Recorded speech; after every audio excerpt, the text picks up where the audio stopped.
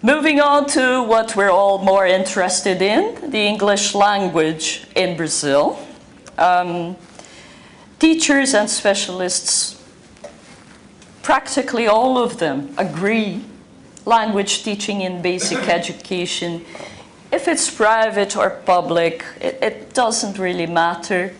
It doesn't address the problem of teaching English and making sure when you leave basic education, you can speak English. It doesn't do that for you, okay? So people who just learn English in basic education do not speak English. This is why 95% of our population do not speak any English, although they've probably had English in basic education when they went to school. So what is taught in schools during basic education years? Just basic grammar, reading, short texts, simple texts, and of course when you are in upper sec, they concentrate on making sure you're going to be able to pass the university entry exams. So you're trained to pass the exams. That's basically reading and some writing. And of course grammar and vocabulary, but all in writing. No wonder, therefore, that people do not speak English when they leave basic education, right?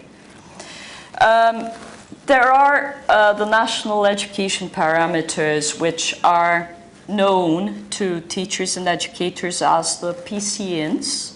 They are a positive thing. Most people agree they're very positive. They set up how things should be in schools, in basic education. But in reality, they're not applied. Why not? People do not follow the parameters in schools because there are, first of all, not enough qualified English teachers. There is a major, very severe problem of scarcity of English teachers. People who try and hire English teachers in Brazil can tell you all about it, how difficult it is and how difficult it is to retain teachers. It's a major issue, really. The number of students per class is also too high for you to turn it into a communicative approach class. We're talking about 30, 40 students in a room. Imagine having conversation classes in a situation like that. Schools' infrastructure is precarious. There are not always are there the equipments you would need. They're not always there. And the teaching methodology, like I said before, is basically repetition of grammar exercises. So very different from what's in the PCNs, trying to teach the language so it can become a useful tool for the students' reality and their objectives. Now, going over numbers again, numbers of people who claim, this is people who claim to speak English, okay? Their own perception about their speaking skills. About 5.1% of the population above 16 years old claim to have some knowledge of English. And if you look at the younger, adults, just the adults, sorry, not the younger people. First, let's talk about the adults.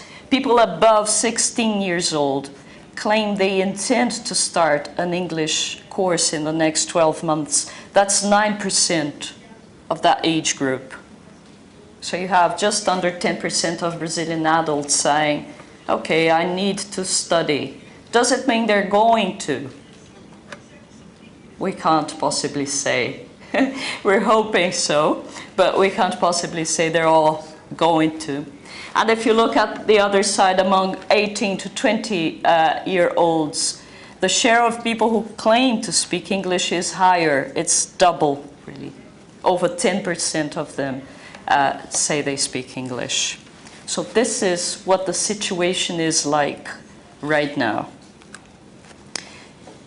One of the major reasons why people want to learn English and people need to speak English is because of work. As I told you before, people are eager to get better jobs, better paid jobs.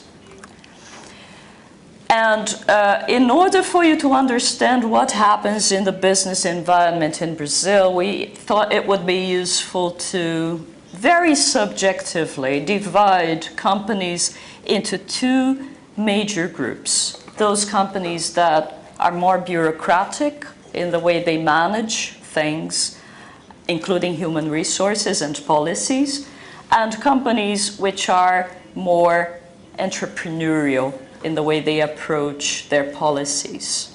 So the smaller domestic companies in Brazil are more bureaucratic, and multinationals and the large and sometimes medium-sized domestic companies are more entrepreneurial.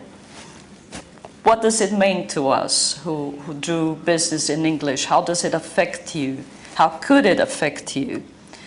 Well, if you are dealing with a company trying to sell English language training to that company, and it's a more bureaucratic company, they're going to prefer to hire people who already speak English. They're not going to be terribly eager to invest in training their employees to speak English, unless there is a very specific situation and a very specific need for them to decide to do it. And then they expect to see very clear, very immediate results. So you have to be prepared to argue and to present results. They're of the opinion that the employee has to pay for most of it because my employee will probably change jobs in the future. I'm not doing much to retain them anyway, so if I spend a lot of money in training them, they may go work for my competitor. So unfortunately, you have people who think like that everywhere. Brazil is no exception. On the other hand, people who have a more entrepreneurial management style will prefer to hire people with previous knowledge as well. Why not? But they also understand, especially in a country like Brazil, you have to invest in educational programs. So they're going to be more willing to hear proposals from an English institute because they think English is a relevant skill that they want their employees to have. And they will sponsor or perhaps co-sponsor, but they will also agree to let the employee have his English language training in the office during office hours, whereas the companies on the more bureaucratic side of management will not. They think people have to study in their own time somewhere else, not in the company. Because of all that, of course, expectations from the companies will impact course content, and you have to adjust your offer accordingly. You have more chances of succeeding if you focus on daily activities, things that people will really use in their jobs. So companies' ideal English, between quotation marks, will be technical and instrumental, ESP, useful stuff that they can use in everyday situations at work, often just for reading technical manuals and software comprehension, which is the case with IT and other forms of manufacturing plants. And sometimes they're going to be targeting communication because it's a more marketing and sales oriented firm, and it needs to cater to the needs of representatives, customers, suppliers internationally. So according to the market where this company has their activities, it's going to change demand for English language training. Important to note, more sophisticated grammar, very precise writing skills are not in very high demand. Okay, not from the point of view of the companies. You don't need to take their students to that level. You just need to train their students to be effective at doing their jobs. That's basically it. Now, if we look at the English language across the different market segments, we will find different perceptions and different demands. So this is basically summing up what I was saying before. If it is a more commercially oriented line of business, they're going to be more interested in training their employees in speaking. And if it is a more operational activity or area, they're going to be interested in training people to do more practical and instrumental communication, even if in writing or just reading. So candidates with English language skills are preferred when you look at how recruitment firms and HR people specifically look at candidates. Of course, they prefer people with English language skills. They usually test these people. They give them written tests, they give them interviews, but even if they prefer English language speaking candidates, they're very realistic. They know these people are few in number and in very high demand. So it's often not a very good idea to keep looking for somebody with fantastic English or good or reasonable English, because it's going to be difficult to find someone. So there are instances of English-speaking candidates who are hired for a higher salary to do the same job somebody else in the company already does for less money, but that is not the norm, okay? The norm is English is not a mandatory prerequisite across the spectrum. Of course, I'm not talking specifically about higher management. Things are different in higher management. But few companies say, well, English is mandatory, just because it's difficult to find people who speak English. So you can tell how big the opportunity is for teaching English in Brazil. Size and nationality of the companies are very important when it comes to defining their language, English language needs, of course. If you are a manager at a multinational, you're going to need English much more often, and you're going to need to be much more accurate in your communication than most people. So multinationals and large domestic companies in Brazil do require English at all hierarchical levels. Okay, but that's again, a very small universe of people we're looking at. And in these cases, required English skills focus on communication with, international stakeholders, representatives, suppliers, customers.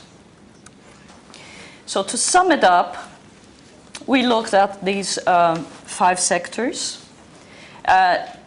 Depending on the type of business, there is the need for more speaking with a focus on internal and external stakeholders, and in more operational and particularly finance activities, needs vary a little bit.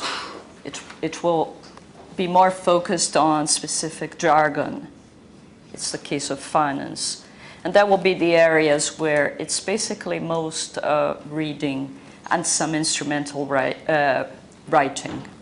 So in order for you to offer a course, the best approach really is take some time to understand who your prospective customer is. If it is a company you're looking at doing a partnership with, understand their needs. Don't assume these people will all want to teach their employees to talk, to speak English. That is not necessarily true. And they will be very pragmatic in the approach and pay a lot of attention to what you're saying. Okay? And if they don't know, sometimes you realize they don't know, ask questions, help them to help you understand what their needs are in that area. Don't go with your pre-prepared package, because it's not necessarily going to work.